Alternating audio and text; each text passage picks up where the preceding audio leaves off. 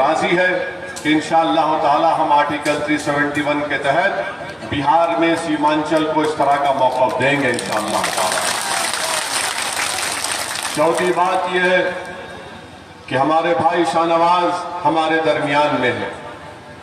मैं यकीनन मेरे दिल से हमेशा दुआ निकलती, ये मैं कोई सियासी मकसद के लिए नहीं कह रहा हूं या आपके वोट बटोरने के लिए कह रहा हूं, बल्कि मैंने जनाब शाहनवाज साहब के वालिद मरहूम जनाब तस्लीमुद्दीन साहब रहमतुल्लाह अलैह को बहैसियत रुकने पार्लिमान बड़ी करीब से देखा है, बड़े करीब से देखा है। और मेरी सियासी जिंदगी मुख्तसर है।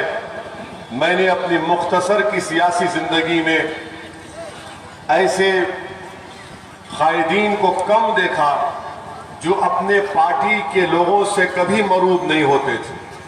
मैंने तस्लीमुद्दीन साहब को लालू प्रसाद यादव से इस तरह बात करते देखा कि वो बराबरी की बात कर रहे थे, मरूब होकर, नजरों को नीचे रखकर या हाथ बांधकर नहीं, बल्कि बराबरी से बात कर रहे थे। मैंने तस्लीमुद्दीन साहब को जब मैं पार्लियामेंट में गया था 2004 में, उसके बाद मैंने देखा तो तस्लीम साहब ने कहा कि बेटा ऐसे ही इनसे बात करने से इनके दिमाग में बात बैठती है, वरना ये लोग हमारी इज्जत नहीं करते। मुझे अफसोस है कि आरजेडी ने एक घर में आग लगा दी। आरजेडी को यह काम नहीं करना चाहिए था, कम से कम तस्लीमुद्दीन साहब के घराने से नहीं करना चाहिए था, जिसको सीमांचल में आज भी लोग सीमांचल के गांधी के नाम से जानते हैं।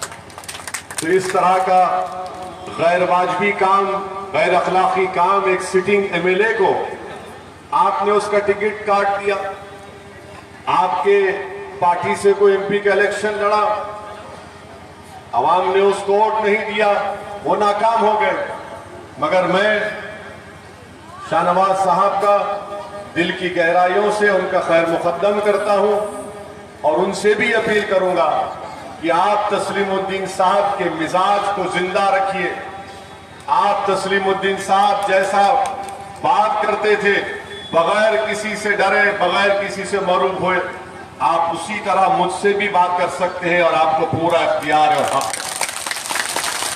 और मैं हमारे शाहनवाज साहब से, जो मेरे छोटे भाई हैं, मैं उनको सिर्फ एक गुजारिश कर रहा हूं कि मैं भी एक बड़े सियासी लीडर का बेटा हूं और मुझे अंदाजा है कि कितनी बड़ी जिम्मेदारी होती है हम पर कि लोग हमेशा हमको एक खद्दावर शख्सियत से उनसे तकाबुल करके देखते हैं कि ये बाप के बराबर बन सकता है या नहीं बन सकता।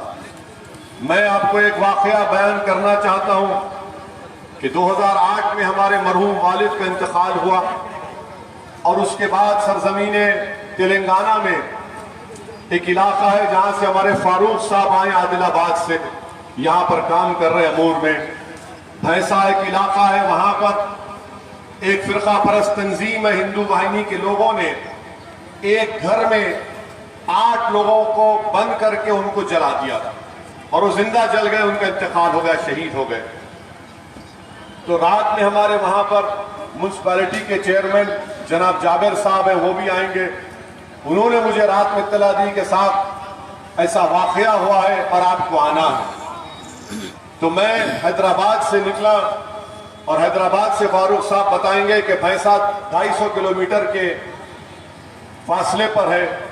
मेरे पास उस जमाने में फोर्ड एंडेवर गाड़ी थी, क्योंकि जाबिर साहब ने कहा कि आपको आना पड़ेगा, कैसा भी आओ साहब। मैंने कहा कि रोड बंद है, तो जाबिर साहब ने मुझसे कहा कि फुला गांव से वो रोड लेकर आप आइए। खैर बहरहाल हम अकेले वहां पर पहुंचे और हमारे मजलिस के जिम्मेदारों के साथ हम उस गांव में गए।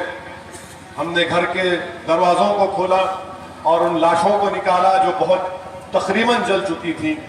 बड़ा एहतजाज हुआ। वक्त का होम मिनिस्टर की गाड़ी के सामने हम ठहर गए, पूरे जिम्मेदार ठहर गए। बहरहाल बहुत बड़ा एहतजाज हुआ। तो मैं रात में जब वापस आ रहा था निजामाबाद में पेट्रोल डीजल के लिए गाड़ी के लिए पेट्रोल स्टेशन पर रुका, तो फजर की नमाज पढ़ के हम आए। तो नमाज के मस्जिद के सामने से एक ज़ईफ शख्स चलते हुए आए। और आकर मुझसे पूछा कि क्या तुम असदुद्दीन ओवैसी हो।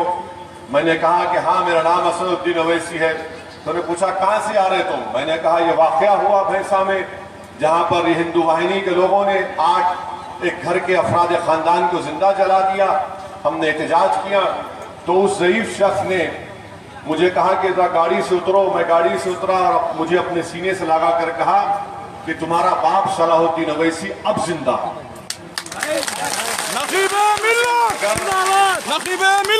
उन्होंने कहा कि अब तुम्हारा बाप जिंदा है, तुम्हारा बाप नहीं मरा।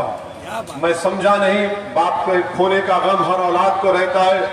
मैंने कहा कि चाचा क्या बोलना चाहते हैं। बोले कि बेटा इसी तरह गरीब मजलूमों का साथ दो, तुम्हारा बाप जिंदा रहेगा। जिस दिन तुम गरीब और मजलूम को भूल जाओगे तुम्हारा बाप मर जाएगा। तो शाहनवाज साहब, आप गरीबों के लिए, मजलूमों के लिए लड़ते रहिए। सीमांचल के गरीबों के लिए तस्लीमुद्दीन साहब का नाम अल्लाह सुबह क़यामत तक जिंदा रखेगा। ये एक ज़ईफ शख्स ने मुझे सिखाया। मैं उनको कभी जिंदगी में मुलाकात भी नहीं किया, ना कभी उनको जानता हूं, मगर किसी से आपको हिदायत मिलती है, किसी से नसीहत मिलती है, आपको उसको कबूल करना चाहिए। और मैंने उस ज़ईफ शख्स की उस नसीहत को अपने दिलो दिमाग में बिठा लिया और मैं अपने बाप को जिंदा रखने के लिए हर मजलूम की आवाज, हर मजलूम के इंसाफ के लिए लड़ना मेरी जिंदगी का एक मकसद आज बन चुका है। और अल्लाह मुझे जब तक जिंदा रखेगा मैं उस मकसद पर अमल करता रहूंगा। पांचवी बात यह है कि अख्तरुल ईमान साहब हमारे कैंडिडेट हैं। अख्तरुल ईमान साहब ने MP का इलेक्शन लड़ा। हम तमाम ने कोशिश की। मैं शुक्रिया अदा करता हूं हमारे मजलिस के तमाम जिम्मेदारों का और आप तमाम का जिन्होंने हमारे हक में, हमारे उम्मीदवार के हक में वोट दिया। उनको कामयाबी नहीं मिली।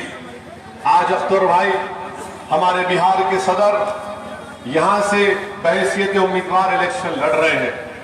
मैं आपसे सिर्फ एक ही अपील कर रहा हूं कि आज बिहार की विधानसभा में ऐसे लोगों की जरूरत है जो बिहार की विधानसभा में जाकर ना सिर्फ बिहार के गरीब मजलूम आवाम की आवाज को उठाएं, बल्कि सीमांचल की इस इलाके में बसने वाले जिनकी आवाज को पटना नहीं सुनता है। आज पटना में जो लोग बैठते हैं वो सीमांचल के ताल्लुक से अंधे हैं, बहरे हैं, गूंगे हैं। इन अंधे, बहरे और गूंगों को अख्तरुल ईमान के रूप में पटना में एक आवाज उठेगी जो सीमांचल के तड़पते हुए नौजवानों के दिलों में जो आवाज है, जो हमारी माँ और बहनों के दिलों में जो ख्वाब है, जो हमारे बुजुर्गों में जो आंसू है, उसकी तर्जुमानी करने का काम इंशाअल्लाह ताला मजलिस का हर उम्मीदवार जो सीमांचल से लड़ रहा है, पटना में इनकलाब आएगा, पटना में सीमांचल का जलजला आएगा। पटना की कुर्सी पर जो कुछ बैठेगा उसको हम उस वक्त तक चैन से बैठने नहीं देंगे जब तक के सीमांचल की जमीन पर बसने वालों से इंसाफ नहीं किया जाएगा। इसीलिए हमारा हर जलसे में नारा होगा कि सीमांचल जिंदाबाद, सीमांचल जिंदाबाद, सीमांचल जिंदाबाद। अब अहम बात, आज सातवीं बात यह है कि यहां से आरजेडी के जो उम्मीदवार हैं, 35 साल से वो सियासत में कई मर्तबा उनको आपने अपना विधायक, अपना MLA बनाया। कांग्रेस के भी है और आरजेडी के साथ भी है। अब आप बताइए कि इतनी बड़ी बाढ़ आई, पूरी धान की फसल बर्बाद हो गई, ये कैसा MLA है जो मुआवजा तक नहीं दिला सकता? कैसा MLA है ये? मुआवजा तक नहीं दिला सकते। तो जाहिर है कोई हमारा मुखालिफ उठकर बोलेगा ओवैसी तुमने क्या किया, हैदराबाद में पानी आया था। मैं हैदराबाद के घरों में जब पानी आया तो हमने अपने चीफ मिनिस्टर के घर पर जाकर रात के 11 बजे उनको उठाकर मुलाकात करके कहा कि चीफ मिनिस्टर साहब घर में पानी आया है, तमाम घर का सामान खराब हुआ है, तो हमारे चीफ मिनिस्टर ने कहा कि क्या करना चाहिए। मैंने कहा पैसा देना पड़ेगा।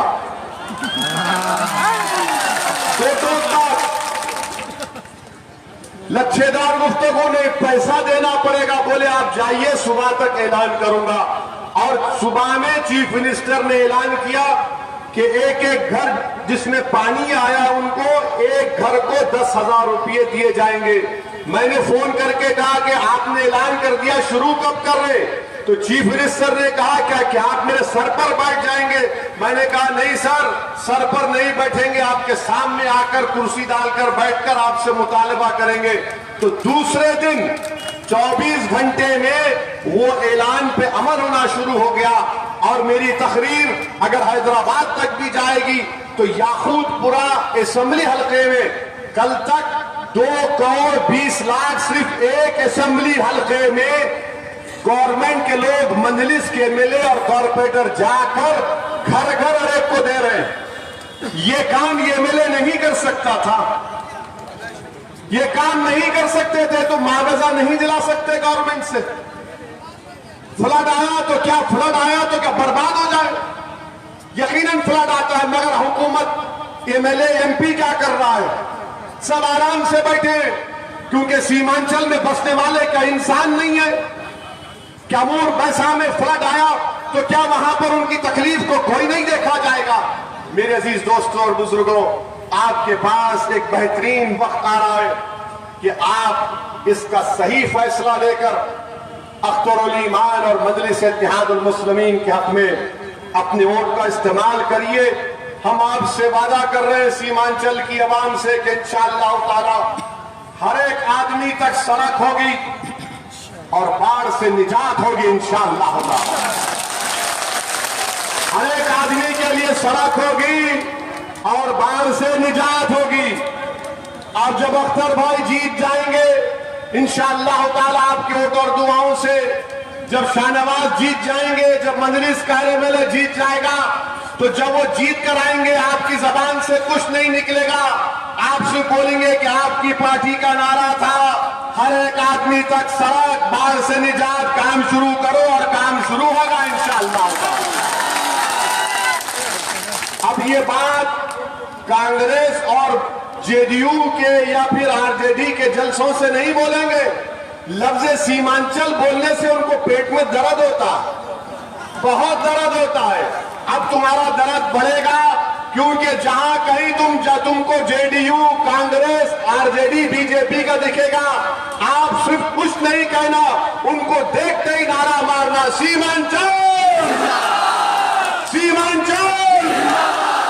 बस इनको पैगाम मिल जाएगा कि अब हवा कुछ और है यहाँ पर। अब हवा का रुख बदल चुका है, अब इंसाफ मिलेगा, अब हम इंसाफ हासिल करेंगे। आप बताइए कि जिस विधानसभा से अख्तरुल ईमान इलेक्शन लड़